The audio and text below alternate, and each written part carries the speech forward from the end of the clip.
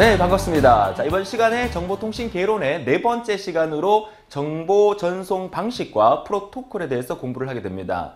자, 우리가 오늘날 이렇게 편리한 통신 시대를 살게 된 것은 가까운 사람의 예로 마이크로소프트의 빌 게이츠나 그리고 스티브 잡스, 애플의 스티브 잡스나 또 삼성이나 이런 기업에서 우리가 편리하게 쓸 수 있는 이런 스마트폰이나 컴퓨터를 개발해 줌으로써 우리가 편리하게 사용을 하고 있는 입장이잖아요.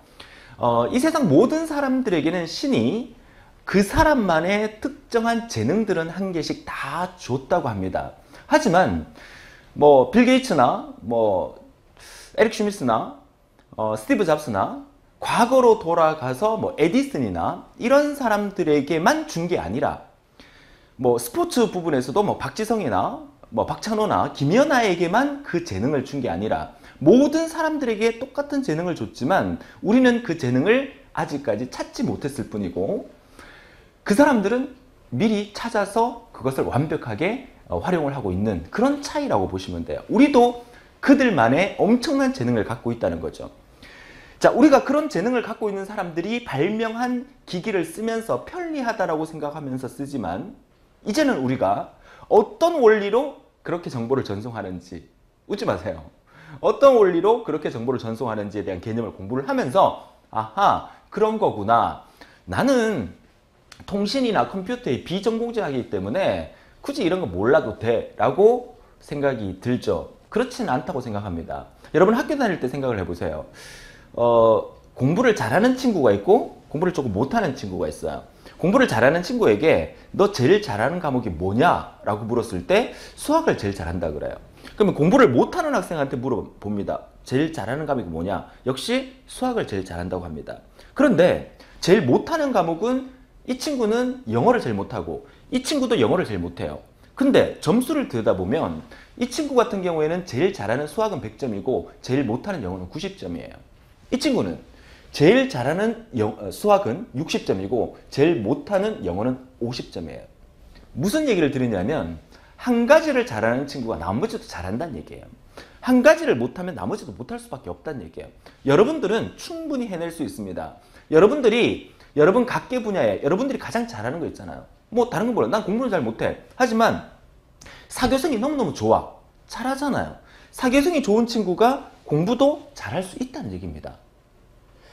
이해가 가십니까? 제가 드리고 싶은 말씀은 여러분들에게 동기부여나 자신감을 심어 드리려고 하는 게 아니라 한 번쯤은 내 마음속을 들여다보고 나 자신에게 물어보세요. 내가 과연 잘할 수 있는 게 뭐냐? 그래, 내가 잘할 수 있는 게 있어. 그러면 그 재능으로 다른 거에 도전해도 잘할 수 있어. 여러분들이 전혀 관심이 없는 비전공자이기도 하겠지만 이 과목을 공부하면서 그래, 그런 거였구나. 아, 나도 개념은 알겠어 라고 한다면 충분히 잘할 수 있다고 얘기를 드립니다. 대답이 좀 길었는데요.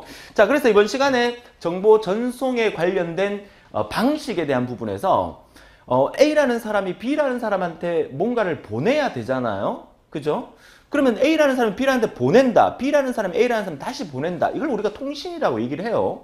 그 통신에서 전송 방식은 직렬 방식과 병렬 방식이 있다. 큰 차이는 없습니다. 우리가 초등학교 다닐 때 꼬마 전구에 불 켜보셨잖아요. 꼬마 전구에 이렇게 건전지 2개 연결해서 이렇게 꼬마 전구에 불을 밝혀 보셨잖아요. 건전지 2개를 이렇게 나란히 연결하면 직렬이고 병렬 전송은 병렬 형태의 그림은 이렇게 그렸어요. 이렇게. 그죠? 자, 이렇게 그렸습니다. 이렇게. 얘가 만약에 1.5V 건전지고 얘도 1.5V 건전지예요. 여기에 불의 밝기는 2개 합쳐서 3V만큼의 불의 밝기가 켜져요. 되게 밝아지겠죠. 자, 여기 1.5V고 여기도 1.5V예요. 여기에 불의 밝기는 1.5V로 1.5만큼의 밝기가 켜지겠죠. 그렇지만 얘의 장점은 뭡니까? 장점은 오랫동안 불이 켜져 있다. 얘는 3V지만 이 건전지가 동시에 따라 버리기 때문에 오래 가지 못한다. 이런 거 우리 초등학교 때 충분히 배웠습니다. 얘가 나란한 게 직렬이고 얘가 병렬이에요. 그러면 A라는 사람이 B라는 사람한테 데이터를 주고받을 때 병렬 전송으로 주고받을 수도 있고 A라는 사람과 B라는 사람이 주고받을 때 직렬 전송으로 데이터를 주고받을 수 있다는 이 차이를 얘기하는 거예요. 그러니까 직렬은 동일한 전송선을 통해서 병렬은 비트 블럭이 각각 되어 전송선이 있어 한 번에 전송한다. 각각 비트 대열이 각각 부딪히는 곳이 있어서 한 번에 전송할 수 있다. 자, 이 차이를 도로로 따져볼게요. 부산에서 서울까지 가는데 1차선 도로로 달리는 거하고, 그죠? 1차선 도로로 달리는 거하고 7, 8차선의 넓은 도로로 달리는 거하고, 당연히 생각해보면 차가 밀린다 안 밀린다를 계산했을 때 1차선 도로는 차 밀리면 끝장이죠. 그쵸? 속도가 느려요. 7, 8차선 도로는 아무래도 도로가 넓기 때문에 차 밀리는 거 감안하더라도 1차선에 비해서 속도가 빨라질 수 있어요. 그 차이를 기억하면서 병렬 전송은 속도가 빠르다. 직렬 전송은 속도가 느리다. 단 도로 공사비를 생각해 보세요. 1차선 도로로 쭉 만들면 공사비는 하나만 만들면 되니까. 근데 7, 8차선 도로를 만들게 되면 아무래도 공사비가 많이 들겠죠. 병렬 전송은 비용이 크고 직렬 전송은 비용이 낮다. 그러면 부산에서 서울까지 도로를 공사할 때 7, 8차선, 10차선 이런 도로를 만들려면 엄청난 공사비가 드니까 만들지 못하겠죠. 그러니까 병렬 전송은 시내 도로, 그죠? 시내 도로에 주로 사용하니까 근거리에 적합하고, 우리가 멀리 가는 이제 국도 같은 경우에 대부분 1차선, 편도 1차선 도로가 많잖아요. 그래서 원거리의 전송에 적합하다. 자, 도로에서 자동차에 사람을 실어서 물건을 실어서 운반하는 거나 A라는 사람이 B라는 사람한테 어떤 데이터를 심어서 보내는 거나, 그 원리가 바로 직렬의 원리냐 병렬의 원리냐, 그 차이를 얘기하는 겁니다. 자, 우리는 통신을 공부를 하고 있고요. 통신에 대해서 공부를 하고 있고, 직렬 전송과 병렬 전송에 대한 공부를 하고 있는데, 이 직렬 시리얼과 병렬 패러럴에 대한 얘기를 하면서 이것도 뭐 통신에 대한 얘기야, 직렬에 대한 얘기야, 병렬에 대한 얘기, 이렇게 생각하면 한없이 하기 싫어집니다.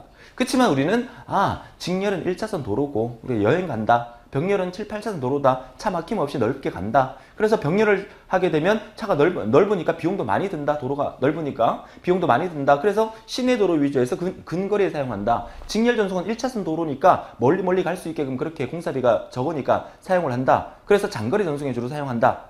뭐 됐잖아요. 이게 다예요. 그쵸?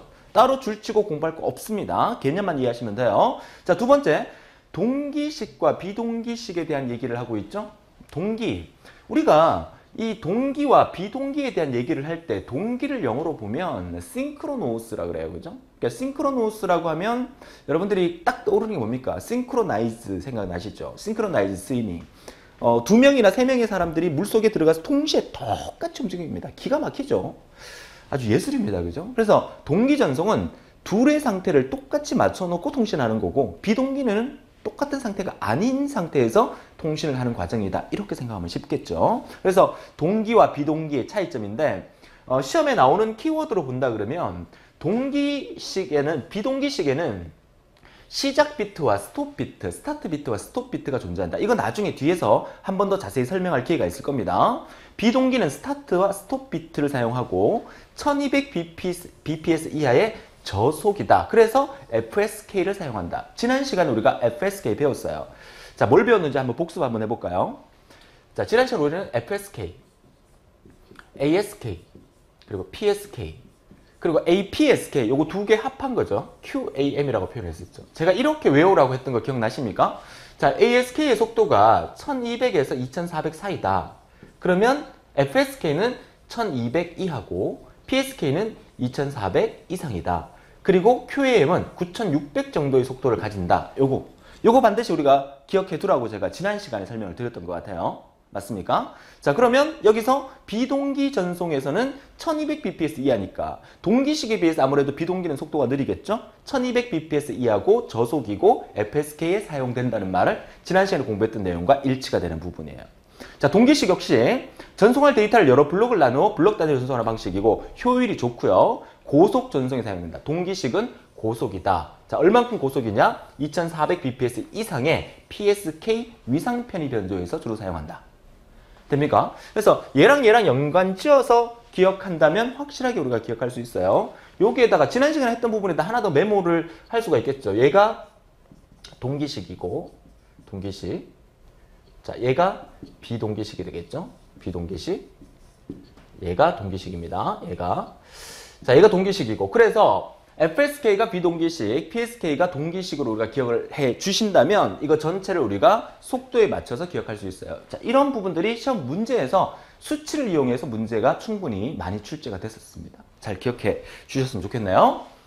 자, 이어서 두 번째 단원이죠. 자, 소단원 두 번째 정보 전송 방식에서는 단방향과 양방향이 있다. 자, 이거는 여러분들이 뭐 충분히 잘 알 수 있는 부분이에요. 단방향은 한쪽 방향으로만 가는 거죠. A라는 사람과 B라는 사람, 우리가 기본적으로 통신하면 양방향이에요. 이걸 서로 주고받을 수 있잖아요. 그렇죠? 근데 그러면 A라는 사람과 B라는 사람이 있으면 A라는 사람과 B라는 한쪽 방향으로만 가는 게 예를 들어서 어떤 게 있을까요?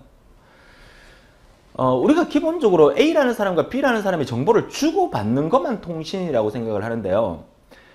라디오 방송 생각해 보세요. 라디오 방송은 라디오 방송국에서 여러분에게까지 어떤 데이터나 어떤 정보를 주는 거잖아요. 우리가 방송을 듣고 있기 때문에 그것도 하나의 통신이에요. 그러면 라디오 방송을 들으면서 막 불만이 있는 거야. 그래서 라디오에다가 막 소리치면 방송국에 들립니까? 안 들리죠. 일방적으로 우리가 들을 수밖에 없는 거. 얘가 방송국이에요. 이게 우리 집이에요. 그러니까 한 방향으로만 들을 수 있는 거. 그게 대표적인 게 단방향 통신이라는 거야. 심플렉스. 자, 그러면 양방향 통신에는 또 두 가지로 구분하는데 이중은 이중인데 반만 이중이에요. 그리고 전체가 다 이중이에요. 우리가 알고 있는 전이중 방식의 보통 전화를 생각하면 되겠죠? 자, 전화는 전이중이에요. 그러니까 주고받는 거. 반이중은 무전기가 대표적인 거죠. 무전기. 자, 무전기를 써보신 분들은 잘 아실 거예요. 무전기는 이렇게 안테나 이렇게 달려있고 쓰면 동시에 얘기할 수 없어요. 무전기만 들면은 오버, 뭐 영어로 하면 카피 이렇게 얘기하잖아요. 그러면 내가 말 다 했으니까 이제 네가 말해라는 뜻이에요. 둘이 동시에 말을 못하니까. 자, 반이중 방식은 무전기가 대표적인 거예요. 둘이 통신은 가능하지만 동시에 할 수 없다. 전이중은 전화기가 대표적인 거죠. 동시에 막 싸울 수 있어요. 그죠? 자, 이렇게 이해하시면 되겠습니다. 자, 이어서 이제 다중화에 대한 얘기가 나오는데요. 멀티플렉서죠. 다중화. 우리가 지난 시간에 다중화에 대해서는 잠시 제가 언급을 드렸을 것 같네요. 자, 삼각형으로 그리세요. 삼각형. MUX로 멀티플렉서. 자, 우리가 늘 지난 시간까지 계속했던 이 카카오톡에 수많은 가입자들이 A라는 사람, B라는 사람, C라는 사람 연결돼 있어요. 자, 여기서 우리는 어떻게 해요? A라는 사람 옆에 뭐 있어요? 얘가 단말기면 단말기 옆에 TC 있었고, 얘가 뭐예요? 얘가 컴퓨터 옆에 CCU라는 통신 제어 장치 있었고, 그리고 신호 변환기 마르고 닳도록 했었죠? 신호 변환기 두 개가 붙어 있는 이 구조가 정보통신 시스템 구조도입니다. 자, 이렇게 수많은 단말기가 연결되어 있으니까 이 단말기 자체가 너무 많이 연결되어 있으니까 서버에 과부하가 걸리고 통신 제어하는데 상당히 불편을 하더라고. 그래서 이렇게 사용하는 거죠. 제가 거꾸로 그릴까요? 자, 이렇게 사용을 하는 거죠. 이렇게 MUX라는 걸 두고 수많은 단말기를 여기다가 붙여주는 거죠.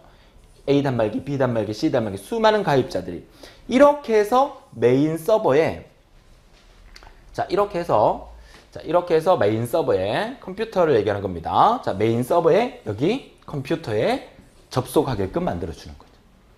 물론 여기에 CCU 달려 있고요. 전송 신호 변환기 이렇게 달려 있어요. 자, MUX라는 걸 통해서 한 번에 여러 개의 단말기를 붙일 수 있죠. MUX의 정의, 멀티플렉스의 정의는 여러 개의 신호를 하나로 모아서 전송할 수 있다. 이 개념으로 이해하시면 되겠죠. 자, 정리되십니까? 자, 멀티플렉스입니다. 다중 데이터 터미널 장치 DTE가 하나의 통신회선, 여기 키워드죠. 하나의 통신회선을 통하여 결합된 형태로 데이터 신호를 전송한 후 수신 측에서 원래의 신호로 바꿔주는 그런 형태의 통신의 개념이 다중화다. 자, 뭐 다중화의 기술의 개념은 여러분 읽어보시면 되고, 다중화는 그림, 삼각형 그림을 하나 딱 그려놓고 이해하시면 충분합니다. 자, 넘어가겠습니다. 자, 다중화의 종류 두 가지 나오죠. 주파수 분할 다중화, 시분할 다중화. 자, 이것도 지난 시간에 한번 언급해 드렸던 부분이에요. 주파수는 프리퀀시, 시분할은 타임이죠. 자, 주파수 분할 다중화기를 우리가 이제 프리퀀시 디비전 멀티플렉서, 시분할 다중화기를 우리가 타임 디비전 멀티플렉서에서 FDM과 TDM으로 얘기를 하고 있습니다. 하나의 넓은 대역폭을 몇 개의 좁은 대역폭으로 나눈다. 대역폭을 나누는 거죠. 그러니까 대역폭에 대한 의미가 폭을 나타내는 거니까 주파수라고 생각하면 되겠고요. 시간을 나누어서 시간 단위 타임 슬롯을 여러 이용자에게 할당하는 방식이다. 자, 이게 우리가 시분할이다. 이렇게 보시면 되겠어요. 자, 나머지 특성은 두 가지가 나오는데 이것만 생각할까요? FDM과 TDM 중에서 어느 게 더 좋을까요? TDM이 더 좋습니다. 그래서 내용 면에서 쭉 읽어보면 뭔가가 좀 더 좋다는 의미가 나오면 시분할이고, 구체적으로 묻는다 그러면 얘는 가드밴드라는 게 필요하다는 거, 그리고 얘는 시간 분할을 하기 때문에 타임 슬롯이라는 게 필요합니다. 타임 슬롯. 여긴 말이 없죠? 타임 슬롯이라는 게 필요하다. 얘는 가드밴드가 필요하고 얘는 시간을 나눠주는 슬롯, 타임 슬롯이라는 게 필요하다. 자, 나머지 말들은 여러분이 읽어보시면, 한 번만 읽어보시고 나중에 문제풀이 할 때 그때 한 번 더 체크해 드리도록 하겠습니다. 아무튼 다중화기의 종류는 FDM과 TDM이 있다. 주파수 분할 다중화기와 시분할 다중화기가 있다. 자, 지난 시간에 우리가 그래프 하나 봤던 거 기억나십니까? 그래프 X축과 Y축을 그려놓고 두부 한 모 올려놓고 시간축에서 자르면 TDM이고 주파수축에서 자르면 FDM이라는 거, 그거 다시 한번 복습해주면 훨씬 더 효과가 좋겠습니다. 자, 이어서 에러 제어입니다. 자, 통신에서 우리가 지금 통신을 공부를 하고 있잖아요. 정보통신. 자, 통신에서 이 에러에 대한 부분은 통신을 하는 사람들로서 상당히 많은 그 고민에 빠져 있는 상황이죠. 뭐 우리가 뭐 비싼 뭐 돈 주고 스마트폰을 샀는데 사용하다가 자꾸 이제 말썽을 부려요. 에러가 발생을 해요. 그럴 경우에 답답하고 비싼 돈 주고 샀는 거 후회하고 뭐 반품을 하든지 뭐 따지든지 그렇게 뭐 애쓰를 받든지 그렇게 하잖아요. 그래서 그 자기네 상품을 팔 때 뭐 대표적으로 이제 삼성과 애플이 막 경쟁을 많이 하니까 자기네 상품을 할 때 최대한 에러를 없애기 위해서 여러 가지 방법을 연구하고 고민을 하고 있겠죠. 자, 그 에러를 검출하는 기법. 이거는 비단 스마트폰에만 해당되는 게 아니라 컴퓨터에 여러 가지 발생되는 신호에 대한 에러도 포함이 된 겁니다. 자, 페리티 검사가 대표적인 에러 검사 체크 방식이죠. 페리티 체크 검사 별표 하나 해 두시고요. 자, 한 블록의 데이터 끝에서 페리티 비트를 추가하는 것으로 가장 간단한 에러를 검출한다. 자, 우리가 데이터를 전송할 때는 디지털 전송으로 전송을 하죠. 그러니까 예를 들어서 나는 1011이라는 이 신호를 A라는 친구가 B라는 친구에게 그대로 전송하고 싶어요. 1011 이렇게. 그러면 1011을 내가 보냈으니까 1011이 도착해야 되는데 1011이 도착하지 않고 1010이 도착해버리면 에러가 발생한 거잖아요. 맨 앞에다가 페리티 체크 비트를 하나 더 추가해서 에러가 있나 없나를 검사하는 거예요. 어떤 방식으로 검사하는지는 나중에 문제나 뒤에 나오면 설명드리도록 하고, 아무튼 페리티 검사 방식은 내가 원하는 정보를 보낼 때 에러가 있나 없나 체크하기 위해서 페리티 비트라는 한 비트를 더 추가해서 보내는 거야. 내가 4비트를 보내야 되는데 페리티 비트를 포함해서 5개의 비트를 보내는 거야. 그래서 에러를 검출하는 방식이 페리티 검사 방식이다. 이렇게 생각하시면 되죠. 좋아요. 자, 그 다음에 블록 합검사라는 게 있습니다. 블록 합검사, BSC라고 영어 약자로 얘기를 합니다. 블록 합검사가 뭐냐에 대한 문제가 우리 시험에 나온 적이 있는데요. 나왔을 때 키워드가 뭐냐면 각 문자당 페리티 체크 비트와 전송 프레임의 모든 문자들에 대한 페리티 문자를 함께 전송하는 방식이다. 블록을 찧어서 전송한다. 뭐 이게 다예요. 자, 이해할 수 있겠죠? 자, 그 의미로 생각하시면 되겠고, 그 다음에 CRC 방식, 요거 별표 하나 해주세요. 시험에 자주 나오는 거고 뒤에서도 한 번 더 나오게 될 겁니다.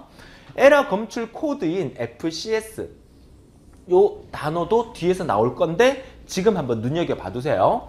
FS를 정보에 추가하여 전송하게 되는데 이 FCS는 프레임 내의 에러를 검출하기 위한 비트 연료로서 송신 시에 임의의 알고리즘에 의해서 계산되어서 정보 프레임과 함께 전송한다. 자, 이 말의 의미가 무슨 의미인지 잘 모르겠 겁니다. 요거 물음표 해놓고요. 뒤에서 우리가 이거 여기다 메모할까요? HDLC 프로토콜 요거 배우게 될 겁니다. 요거 여기에서 우리가 한 번 더 자세하게 설명을 하게 될 거예요. HDLC 프로토콜. 자, 뒤에 안 나오면 문제풀이 시간에 이건 분명히 나오니까 그때 얘기해 드리도록 하고, 아무튼 에러 검출 기법에는 페리티, 블록 합검사, 순환 잉여도 검사, CRC 체크 3가지 정도가 있다 정도만 알아두시면 돼요. 눈여겨만 봐두세요. 자, 이어서 자동 재전송 방식 ARQ 방식, 이거는 별표 3개.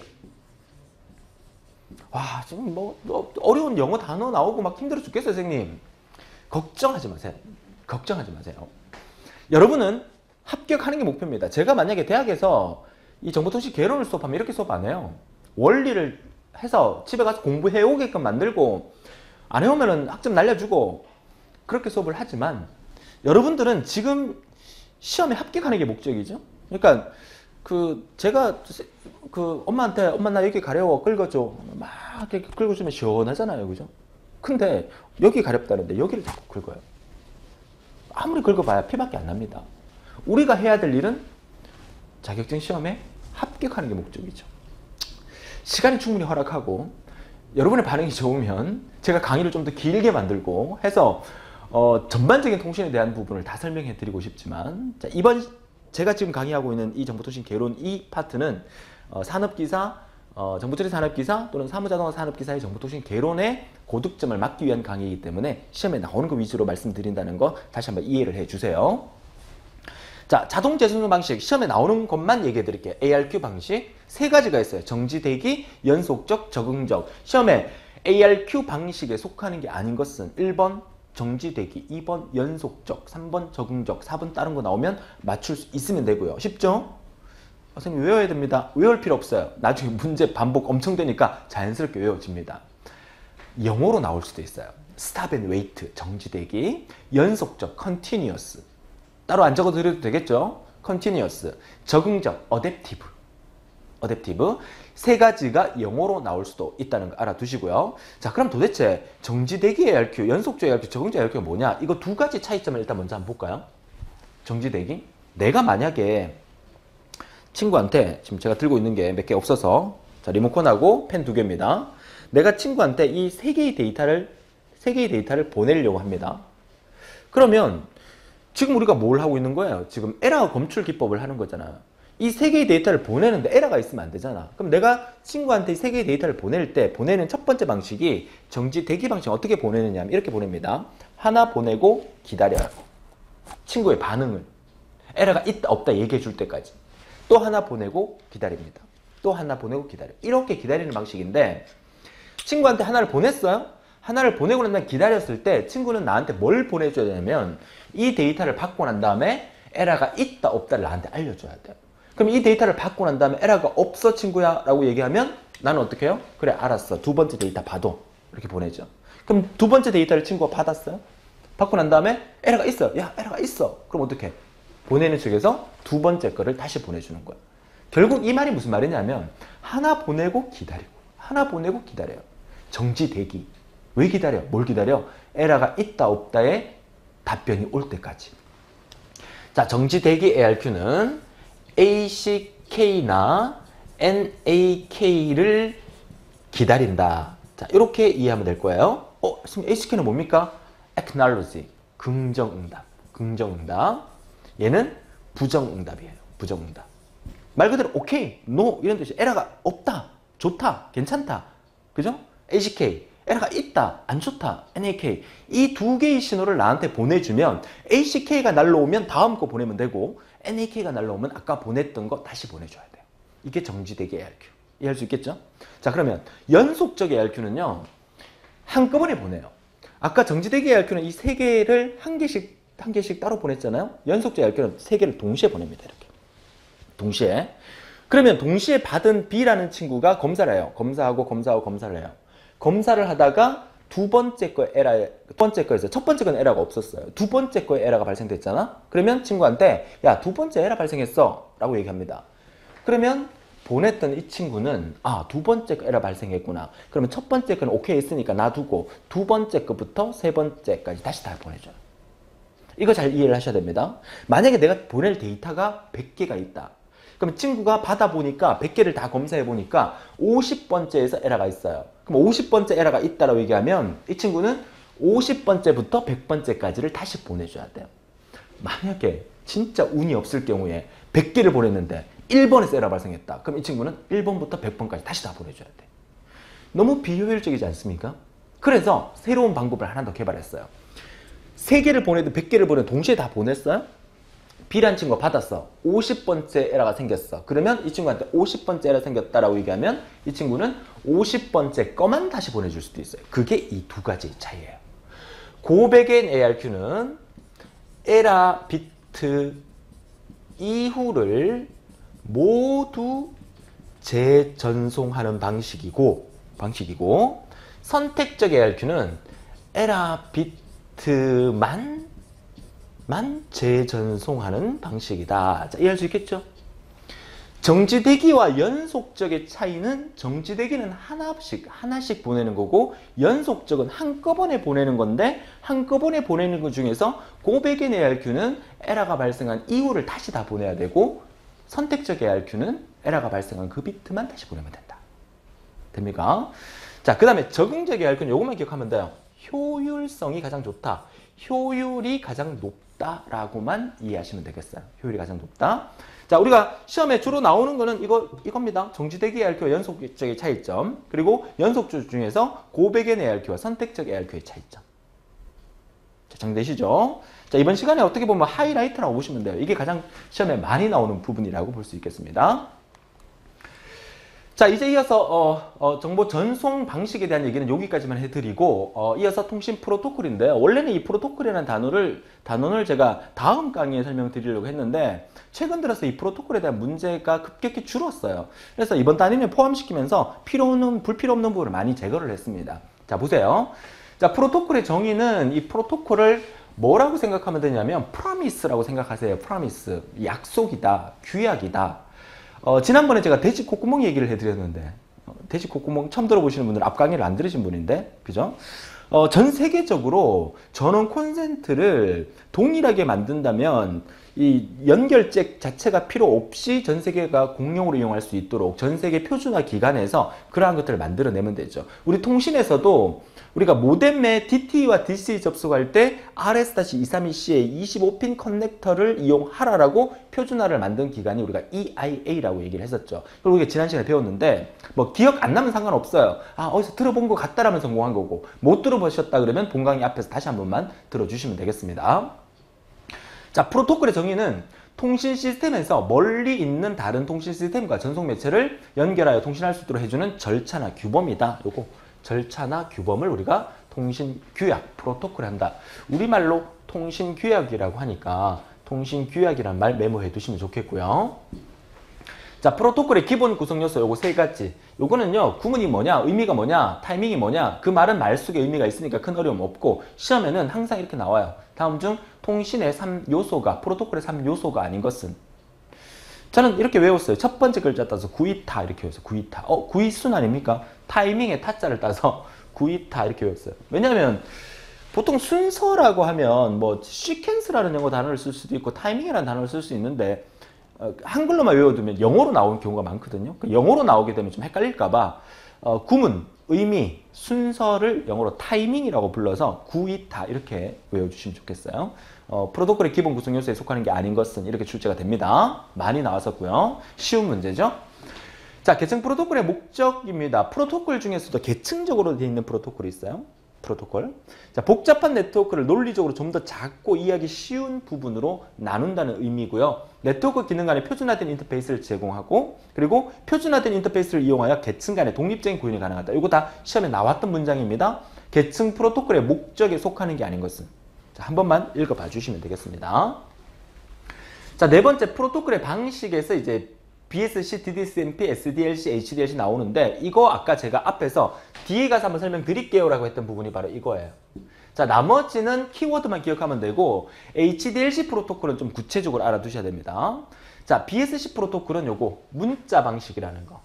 자, 우리 지금 뭐 하고 있어요? 우리 지금 뭘 공부하고 있어요? 어려운 용어 공부하고 있습니까? 우리는 지금 정보통신 개론의 통신의 규약, 프로토콜에 대해서 공부를 하고 있어요. 그 중에서 프로토콜의 방식이 네 가지가 있는데 이 네 가지 방식이 구체적으로 뭔지에 대한 개념을 아는 것보다 이런 게 있구나라고 생각하는 게 더 중요하다고 말씀드렸어요. 자, BSC는 문자 방식 프로토콜이고요. 루프 방식이 불가능하다는 말. 제가 지금 얘기하는 부분에만 이렇게 따라서 줄을 쳐주시면 돼요. 자, DDCMP는 바이트 방식이고 SDLC와 HDLC는 비트 방식이에요. 자, 그러면 시험 문제에서 어떻게 나올까요? 다음 중 비트 방식 프로토콜에 속하는 것은? 다음 중 비트 방식 프로토콜에 속하는 게 아닌 것은? 뭐 이렇게 나와요. 자, 비트 방식 프로토콜에 속하는 게 아닌 것은 했을 때 비트 방식이 하나 더 있으면 좋겠죠. 하나 더 적어 드릴게요. 비트 방식 프로토콜에 이런 게 있어요. ADCCP. 이거 시험에 잘 나오는 단어이기 때문에 ADCCP가 뭔지는 몰라도 돼요. 객관식으로 사지선다형으로 시험 문제 나오니까 비트 방식 프로토콜에 속하는 게 SDLC, HDLC, ADCCP. 요거 기억해 둔다면 비트 방식 프로토콜에 속하는 게 아닌 것을 냈을 때 BSC나 DDCMP가 답이 되겠죠? 또는 문자 방식 프로토콜에 속하는 것은 했을 때는 틀린 답으로 이거 3개나 이렇게 이거 4개 중에 하나가 틀린 답으로 나올 수가 있겠죠? 자, 정리가 되십니까? 자, 이렇게 이해하시면 되겠고, 아무튼 문자 방식, 바이트 방식, 비트 방식이 있는데 비트는 0과 1의 이진수를 나타내는 거고 비트 8개가 모이면 하나의 바이트가 되는 거고 바이트가 여러 개가 모이면 문자가 되는 거예요. 자, 이런 얘기는 우리가 뭐 사무자동이나 정보처리 산업기사의 시험에 안 나오지만 우리가 컴퓨터를 하면서 기본적으로 알고 있어야 되는 게 우리가 그 문자 메시지를 보낼 때 한글로 보내면 대한민국 이렇게 보내는 건데 영어로 보낼 때 이 KOREA가 이렇게 타이핑이 되지 않아요. 어떻게 타이핑이 돼요? 이렇게 타이핑이 돼요. 자, 무슨 뜻입니까? 우리가 이 한글의 크기는 이렇게 되는 거예요. 이렇게 되는 거죠. 그러니까 영어 한 글자, 한 글자, 한 글자. 영어 하나가 한 바이트입니다. 한 바이트. 영어 한 글자, 한 바이트예요. 한글 한 글자는 2바이트가 되는 거예요. 그래서 요즘은 그 문자 무제한 글자 쓰는 데 있어서 뭐 주로 문자보다는 카카오톡이나 메신저를 많이 쓰니까 긴 장문의 메시지를 보내도 큰 상관은 없는데 조금만 더 옛날로 돌아가게 되면 문자 메시지에서 80바이트 이상을 보내면 MMS로 바뀌면서 그 추가 요금이 더 들고 막 그랬었어요. 뭐 아십니까? 그게 무슨 말이에요? 80바이트라는 얘기는 영어로 띄어쓰기 포함해서 영어로 80자를 쓸 수 있다는 얘기예요. 그러니까 사람들이 보면서 80바이트까지 보낼 수 있다 그랬는데 나는 40글자밖에 안 썼는데 40글자밖에 안 쓰는데 MMS로 넘어갔어. 알고 보니까 한글로는 80바이트면 한글로는 40바이트가 되는 건데 띄어쓰기도 한 바이트로 포함시켜버리기 때문에 한글로 40글자를 썼다 하더라도 띄어쓰기가 군데군데 있게 되면 40바이트가 훨씬 넘어가죠. 그럼 MMS로 전송이 돼버린다는 얘기죠. 자, 그런 의미인데 뭐 여기서는 크게 중요한 얘기는 아니지만 여기서 말하는 이제 비트, 바이트, 문자에 대한 개념을 여러분이 이해하시라고 말씀을 드리는 거예요. 자, 비트 방식 프로토콜의 대표적인 게 SDLC, HDLC인데 우리가 이번 시간에 여기서 기억해야 될 거는 BSC가 뭔지 몰라도 돼. 단 문자 방식이라는 것만 기억하시고 DDCMP가 뭔지 몰라도 돼. 단 바이트 방식이라는 거. 그리고 비트 방식에 속하는 것은 SDLC와 HDLC 두 가지가 있는데 얘가 형이에요. 얘가 동생이에요. 형만한 아우 없다 이런 말이 있듯이 동생보다 형이 조금 더 좋아요. SDLC 방식보다 HDLC 방식이 훨씬 더 좋습니다. 그거 기억하시면서 여기 설명에 보면 우선 같이 한번 읽어볼게요. 자, HDLC는 이게 시험에 잘 나오니까 앞서 제가 요 HDLC에 대해서 다시 한번 설명드리겠다고 말씀드렸던 부분이 이 부분인데요. 비트 방식 프로토콜의 데이터 링크 계층에서 가장 효율이 좋은 프로토콜이다. 형만한 아우 없습니다. 단방향, 반이중, 전이중 통신 방식이 모두 가능하다. 우리가 앞서 배웠던 단방향, 반이중, 전이중 모두 가능하다는 얘기가 좋다는 얘기죠. 다 되니까. 그리고 포인트 투 포인트, 멀티 포인트, 루프 방식을 모두 가능하다. 여기 위에 보면 얘는 루프 방식 불가능하다 했죠. 불가능한 게 있어요. 하지만 HDLC는 웬만하면 다 된다. 웬만하면 다 된다. 이렇게 보시면 되죠. 그러면 여기서 시험에 나오는 부분에 대한 부분에서 나중에 문제 풀이 때 또 한번 나오겠지만 요거 하나 외워둡니다. 메모해두고. 자, 국어에서 자, 주제를 점검하자. 주제 점검. 자, 요거 하나 외우세요. 주제 점검. 선생님 갑자기 국어 얘기를 왜 합니까? 요거 외우기 쉬우라고 제가 개발한 방법이에요. 주제 점검. 자, 주제 점검의 주는 주소부입니다. 주소부. 제는 제어부고요. 정은 정보부고요. 검은 검사부입니다. 검사부. 그래서 선생님 주제 점검하라 그러면 갑자기 점검은 점자는 점인데 왜 정으로 썼나? 그 의미가 바로 이 의미입니다. 외울 때 쉽게 외우라고. 주소부, 제어부, 정보부, 검사부. 요 순서대로 프레임이 HDLC 프로토콜의 프레임이 만들어져요. 맨 앞에는 시작 비트가 존재하고요. 맨 끝에는 끝났으니까 종료 비트가 존재합니다. 자, 시작 비트의 모양은 이렇게 생겼어요. 우리가 비트 보낼 거니까 이진수니까 이렇게 생겼어요. 0, 1, 6개 0. 자, 종료 비트 역시 0, 1, 6개 0 이렇게 생겼어요. 자, 이렇게 해서 시작부터 주소부, 제어부, 정보부, 검사부를 통과해서 종료 비트까지 옵니다. 지금 제가 뭘 그려드리고 있냐면 이 그림의 제목이 HDLC 프로토콜의 구조입니다. 구조. HDLC 프로토콜의 구조. 시험 문제에서 다음 중 HDLC 프로토콜의 프레임 구성에 속하는 게 아닌 것은 이렇게 나와요. 그러면 1번 주소부, 2번 제어부, 3번 정보부, 4번 다른 거 이렇게 나온다는 거죠. 순서대로 주제 점검, 시작 비트와 종료 비트 있다. 시작 비트와 종료 비트를 이진수로 어떻게 표현이 되고 있느냐에 대한 문제도 나온 적이 있어요. 0하고 1, 6개 0. 지금요, 여러분들이 이거 들으면서 도대체 저 뭐야? 만약에 제가 지금 오프라인 강의를 하고 있잖아요. 오프라인 현장에서 강의하면 꼭 지각생들이 있어요. 제가 막 수업을 하고 있는데 지각생들이 문 열고 딱 들어와요. 딱 들어오자마자 칠판을 딱 보더니만 바로 문을 닫고 나가버려요. 이거는 내게 아니다. 내가 할 수 있는 게 도저히 아니다. 근데 처음부터 강의를 들으시면 생각해 보세요. 지금 제가 어려운 얘기를 합니까? 그냥 단지 여러분 시험에 나오는 거 위주로 시험 문제를 맞출 수 있는 얘기를 해드리는 거잖아요. 그러니까 이 본 강의 듣는 게 엄청나게 중요하다는 얘기예요. 시간이 없어서 본 강의를 안 들으면 문제 풀이 보면 이거 보면 막 정말 공부하기 싫어져요. 막 오바이트 나오려고 그래. 근데 지금 외울 수 있는 방법을 얘기해 드리는 거니까 잘만 기억하신다면 시험 문제, 이 문제는 무조건 다 맞출 수 있어요. 어려운 게 아니에요. 과거 20년 동안 나온 기출문제를 모두 분석해서 얘기해 드린다고 말씀을 늘 드리고 있잖아요. 자, 이렇게만 외웁니다. 그리고 또 추가적으로 하나 더. 여기서 검사부라는 게 있죠. 뭔가를 검사해야 되잖아요. 검사. 이 검사부에서 사용되는 게 바로 FCS입니다. 프레임 체크 시퀀스. 이거 방금 어디서 들어봤는데? FCS? 다시 한번 볼까요? 방금 들어봤는데? 자, 앞페이지. 요거예요, 요거. FCS. 에라 검출 코드인 FCS를 정보에 추가하여 전송한다. FCS가 뭐다? 에라 검출 비트, 프레임 체크 시퀀스, 에라 검출 코드 중에 하나입니다. FCS 프레임 내에 에라를 검출하기 위한 비트 열로 송신 시에 이미 알고리즘 계산되어 정보 프레임과 함께 전송한다. 정보 프레임과 함께 전송한다. 정보 프레임? 어디서 많이 들어본 것 같죠? FCS 정보 프레임 보세요. FCS 정보 프레임 넘어갑니다. FCS 정보 프레임. FCS로 검사해서 이 정보부와 함께 데이터를 보낸다는 뜻이에요. 이제 정리가 되시죠?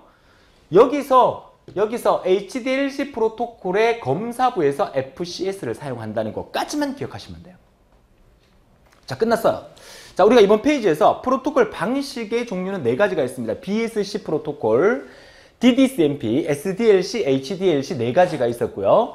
BSC 프로토콜은 문자 방식이고, DDCMP는 바이트 방식이고, SDLC와 HDLC는 형제지간인데 비트 방식이고, SDLC와 HDLC는 거의 동일하지만 HDLC가 형만 하나 없다, 좀 더 좋다. HDLC의 구조도는 주제 점검이다. 맨 앞에 시작 비트와 종료 비트가 존재한다. 이것만 기억하시면 돼요. 정보부에는, 검사부에는 FCS 방식을 쓴다는 거. 네, 됐습니다. 자, 아래쪽에 문자 방식과 바이트 방식과 비트 방식에 대해서 종류에 대해서 한 번 더 도표를 통해서 정리해 둔 거니까 위에 내용 그대로니까 읽어보시면 되겠고요. 넘어가겠습니다. 자, 통신 시스템의 프로토콜의 분류는 크게 폴링과 셀렉션 2가지로 구분합니다. 폴링과 셀렉션. 자, 이것도 시험에 나오는 얘기를 해드리면 문제가 딱 나왔어. 가나다라에 폴링 어쩌고저쩌고 셀렉션 어쩌고저쩌고 했을 때 문제를 보지도 않고 폴링을 찍으면 답이 될 확률이 90%입니다. 잘 이해가 안 되고 모르겠으면 기억 안 나면 무조건 폴링을 찍으세요. 가나다라에 폴링이란 말이 있으면 역시 기출문제 분석을 통해서 제가 말씀을 드리는 거예요. 자, 폴링 시스템과 셀렉션 시스템은 서로 차이가 조금 있는데요. 그러니까 나머지 10%에 대한 얘기를 해드리려고 이제 설명을 드리는 거예요. 혹시나 셀렉션이 답이 되는 문제가 나올 수 있으니까. 폴링은 폴 명령이 주국에서 보조국으로 보내지며 주국에서 보조국. 자, A라는 친구가 B라는 친구에게 어떤 데이터를 보내려고 합니다. 보내는 측 얘가 주국이 되겠고 얘가 받는 측이 보조국이 된다는 얘기죠. 어떤 데이터를 보내려고 해요. 폴이 의미하는 것은 실제로 보조국이 주국으로 보낼 데이터를 갖고 있는지를 물어보는 겁니다. 항상 기준은 주인이 되는 거예요. 주국. 얘가 B한테 물어봅니다. 주국으로부터 보조국까지 통신을 주고받는 거잖아요. 왔다 갔다 주고받는 거잖아요. 그러면 주고받을 때 주국이 보조국한테 너 지금 나한테 보낼 데이터 있니? 너 지금 나한테 보낼 데이터가 있니? 라고 물어보는 거야. 이 말의 의미를 곰곰이 생각해 보세요. 지금 집중. 지금 수업 시간이 지금 40분이 경과가 되고 있으니까 집중이 떨어질 부분인데 여기까지만 집중합시다. 보세요. 주인이 보조국한테 너 지금 나한테 보낼 데이터 있니? 라고 물었을 때 얘가 네 있습니다 라고 대답하면 그래 보내. 이게 뭘 의미하는 거예요? 폴링의 의미는 데이터가 이렇게 가는 거예요. 이게 폴링이에요.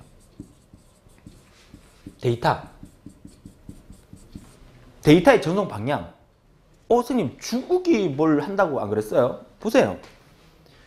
주국이 보조국이 물어봅니다. 너 지금 나한테 보낼 데이터 있니? 이 말은 무슨 말이에요? 내가 니한테 보낸다는 얘기가 아니잖아. 너 지금 나한테 보낼 거 있니? 라고 묻는 거잖아. 그러면 네 있습니다 주인님 하면 그럼 보내. 이게 폴링이라는 거야. 그러면 셀렉션은 주국이 보조국에게 물어보는 거야. 역시 똑같이 물어봐요. 너 지금 내가 보낼 거 있는데 너 지금 받을 준비돼 있니? 너 지금 받을 준비돼 있어? 이 말은 무슨 말이에요? 네 주인님 돼 있습니다. 그럼 받아 하고 보내는 거야. 이게 뭐다? 이게 셀렉션이에요. 둘 다 뭐? 데이터를 주고받을 때. 데이터를 주고받을 때 이 보조국이 함부로 얘기할 수는 없어요. 내가 보낼 테니까 주인님 받으세요. 이거 아니에요. 항상 주인이 먼저 물어봐요. 너 송신할 데이터 있니? 너 수신할 준비되어 있니? 송신할 데이터 있니라고 물었을 때 있습니다 하면 그래 오케이 보내. 폴링. 수신할 준비되어 있니? 받을 준비되어 있니? 돼 있습니다. 오케이 받아. 이게 셀렉션. 차이점 아시겠죠? 자 이렇게 듣고 시험 문제 치러 가면 시험장에 가면 듣긴 들었는데 헷갈려요. 안 헷갈릴 수 있도록 남도 정리하는 게 중요합니다. 헷갈린다. 무조건 폴링을 찍으세요. 90% 이상이 폴링에 관련된 문제가 시험에 나왔어요. 다시 읽어볼게요. 셀렉션은 주국이 보조국에게 데이터를 전송하려고 할 경우. 맞죠? 자, 이런 말 적어두면 좋아요. 제가 방금 얘기했던 거. 너 지금 수신할 좀 유치하더라도 다 적어볼게요. 초등학생처럼. 수신할 준비가 되어 있니? 이렇게 묻는 거고, 폴링은 너 지금 나한테 송신할 데이터가 있니? 라고 묻는 거예요. 이 차이 좀 아시겠죠? 너 지금 나한테 송신할 데이터 있니? 있습니다. 보내. 너 지금 내가 지금 너한테 보낼 건데 수신할 준비되어 있니? 있습니다. 그럼 받아. 이렇게 폴링과 셀렉션을 이렇게 구별하시면 충분하다는 거 말씀을 드립니다. 자, 이어서 통신 프로토콜의 5번째 통신 프로토콜의 분류였고요. 개념에 요거 이제 번호 체계는 제가 조금 나중에 수정을 해드리도록 하겠습니다. 자, 6번째로 나오는데 회선 제어 프로토콜에 문자 위주의 전송 프로토콜이 있고요. 다음 페이지에 비트 위주의 전송 프로토콜이 있죠. 자, 요거.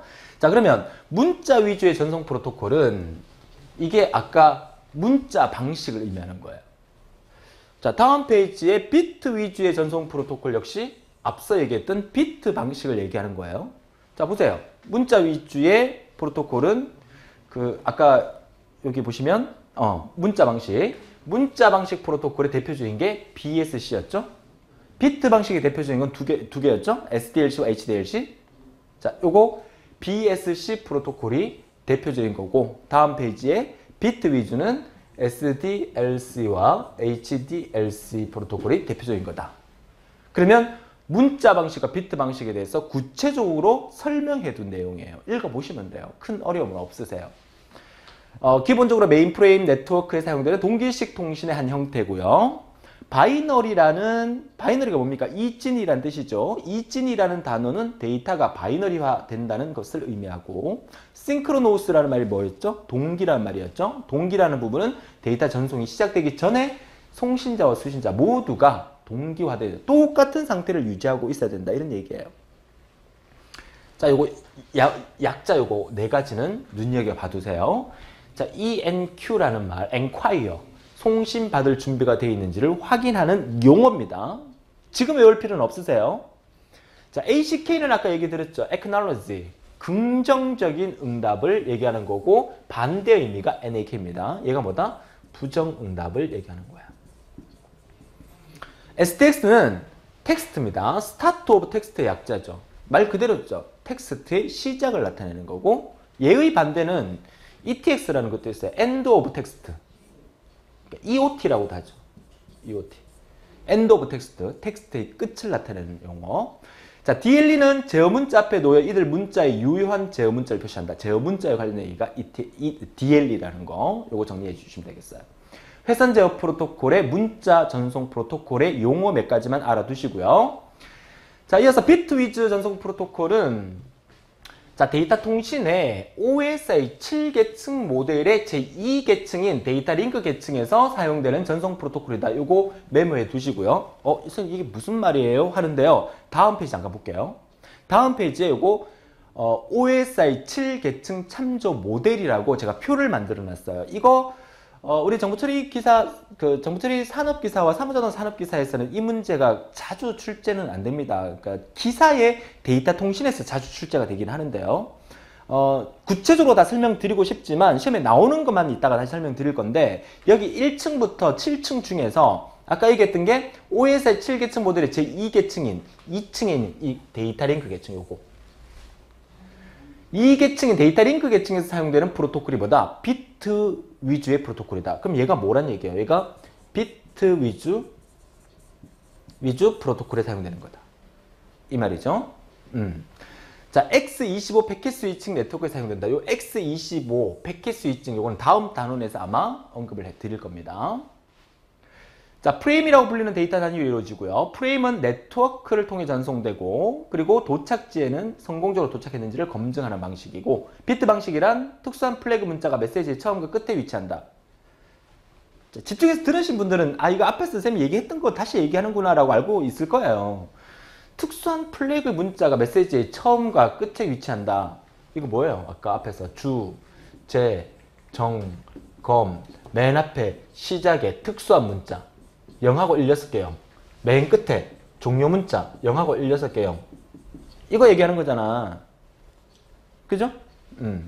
구성화 전송하는 방식이다. HLC 프로토콜의 대표적이고 고백앤 ARQ 방식도 사용을 한다. 비트 방식에서는 앞서 우리가 ARQ 배웠을 때 스탑 앤 웨이트 ARQ와 선택적 ARQ 중에서 연속적 ARQ 중에서 고백앤 ARQ와 선택적 ARQ 중에서 고백앤 ARQ가 사용이 된다는 거. 이거 나오죠. 맨 앞에 플레임, 요거 다시 한번 발표할게요. 제가 앞에 그림을 그려드렸지만 맨 앞에 플래그와 맨 뒤에 플래그가 있고, 첫 번째 글자에 따라서 주, 제, 정, 검 이렇게 보면 되겠죠. 플래그가 맨 앞에는 이게 자꾸 적어드립니다. 0하고 1, 6개 0. 여러분 자연스럽게 외워지라고. 0. 프레임 검사 순서에서 뭘 쓴다? F, 프레임 체크 시퀀스 FCS를 쓴다는 거. 앞 페이지에 제가 그렸던 그림 이거잖아요. 이거. 이 그림을 여기서 다시 보여드리는 거죠. 그러니까 이 순서 주제 점검으로 외워두시면 좋겠어요. 자, 이번 시간 마지막입니다. OSI 참조 모델 7계층입니다. 자, 구체적으로 나오는 문제도 한두 문제 나오는데 이거 다 외울 시간에 다른 거 공부하는 게 더 낫습니다. 제가 얘기하는 것만 알아두세요. 오픈 시스템 인터커넥션이에요. 개방형 시스템 간의 상호 접속. 이거 우리말로 하면 이렇게 표현합니다. 개방형 시스템 간의 상호 접속이다. 자, 개방형 시스템 간의 상호 접속할 때 이 참조 모델 OSI, 여기서 오타가 아니에요. 이 OSI라는 것은 OSI 그 참조 모델은 시험 문제 이렇게 나요. 이게 OSI 참조 모델을 어디서 만들었냐면 ISO에서 만들었어요. ISO가 뭡니까? International Standard Organization. 그러니까 국제 표준화 기구입니다. ISO. IS 하니까 좀 느낌이 이슬람이 갑자기 생각이 나는데, ISO가 국제 표준화 기구입니다. 국제 표준화 기구 ISO에서 OSI 7계층을 만들었어요. 그 7계층이 여기서 1층부터 7층까지가 있는데, 여러분이 기억하셔야 될 것은 이 계층을 순서대로 다 외워주셔야 됩니다. 역시나 첫 번째 글자에서 물, 대, 내, 트, 세, 표, 응. 물대내, 트세표, 응. 물대내, 트세표, 응. 자, 5번만 따라합니다. 물대내, 트세표, 응. 물대내, 트세표, 응. 물대내, 트세표, 응. 하는데 이 물대내 트랜스포트가 가끔씩 한글로 나와요. 트랜스포트가 우리말로 뭐예요? 전송한다요, 전송. 전송계층 이렇게도 나오거든요. 그러면 물대내 특세표 응, 물대내 전세표 응, 물대내 전세표 응, 물대내 특세표 응. 외우세요. 외우세요. 자, 그리고 요 3층까지를 딱 자르세요. 3층까지를 딱 잘라서 요 아랫부분을 하위계층, 이쪽을 상위계층. 어떤 책에서는 얘를 여기까지 나눠서 이까지를 하위계층, 상위계층으로도 얘기를 합니다. 근데 여러분들은 그 7층짜리 건물이 있어요. 7층짜리 건물에 몇 층까지는 걸어 올라갈 수가 있죠? 뭐 2층부터 엘리베이터를 탄다고요? 기본적으로 한 3층? 조금 컨디션이 좋으면 4층까지는 걸어올 수 있는데 5층 하면은 엘리베이터 타야 되겠다는 생각이 들잖아요. 그죠? 5, 6, 7층을 상위층으로 보고 엘리베이터를 타고 올라갈 수 있는 1, 2, 3 또는 4까지를 하위계층으로 보세요. 이건 정확하게 구별을 안 해도 되는 게 시험 문제에서 이렇게 나와요. 다음 중 상위계층에 속하는 게 아닌 것은 1번, 2번, 3번, 4번 이렇게 나오면 뭐가 답이에요? 4번이 답이죠. 하위계층에 속하는 게 아닌 것은 1번, 2번, 3번, 4번 하면 뭐가 답이에요? 4번이 답이에요. 그러니까 가나다라에 나와 있는 것 중에서 상하위를 구분할 수 있으면 되니까 우리가 외워야 될 거는 물대내 전세표용, 물대내 특세표용만 외워주면 된다는 거야. 이해되시죠? 그리고 나중에 문제풀이 할 때 이런 문제가 간혹 있습니다. 표현계층이 뭐 하는 거냐? 뭐 네트워크 계층이 뭐 하는 거냐? 요거 한번 정리해 두시고 문제풀이 할 때 하도록 하겠습니다. 자, 이해되셨죠? 자, 좋아요. 자, OS의 7계층은 물대내 특세표용, 물대내 전세표용만 기억해 달라는 거 부탁을 드리면서 OSL 7계층까지 정리를 하고요. 자, 이번 시간 마지막으로 표준화 재정기구 앞서 말씀드렸죠. IS가 뭡니까? ISO가 International Organization for Standardization 뭡니까? 국제표준화 기구 나타내는 거고 ITU는 국제전기통신연합인 ITU의 산하기관이다. 그죠? 옛날 이름이 CCITT였어요. CCITT, ITU 국제전기통신연합이다. 이렇게 보시면 되겠고 NC, 미국 표준안제정기관, EIA, 우리 앞서 많이 나왔죠. 미국 전자공업협회예요. EIA 하면 생각나는 게 뭐예요? 그렇죠. DT와 DC 간에 접속을 할 때 RS-232C를 쓴다는 거, 25핀 커넥터를 쓴다는 거. 요거. 이해됩니까? 요거 기억하시면 되겠습니다. 오늘 수업은 여기까지 진행하도록 하죠. 자, 다음 시간 우리가 통신의 5번째 시간으로 정보통신망에 대한 얘기를 하게 될 건데 사실 정보통신이 재밌어요. 오늘날 우리가 통신시대에 살고 있기 때문에 재밌다고 생각하고 강의를 들어주시면 정말 재밌게 따라올 수 있어요. 강의를 최대한 줄여서 제가 5강 정도로 만들 생각인데 다음 시간 자료를 제가 보면 조금 더 내용이 더 추가가 될 수도 있을 것 같아요. 그래서 지금은 제가 뭐라고 말씀드릴 수가 없겠어요. 강의 준비를 다시 한번 해보고 다음 시간 5강으로 마칠 건지 6강까지 넘어갈 건지는 이따 뒤에 강의를 보면 알겠죠. 여튼 여러분들은 본강을 재밌게 들어주시고 문제풀이까지 마무리하면서 여러분들의 고득점 합격을 기원하면서 오늘도 활기찬 하루 되시고 다음 시간에 더 즐거운 모습을 뵙겠습니다. 지금까지 조대호였습니다.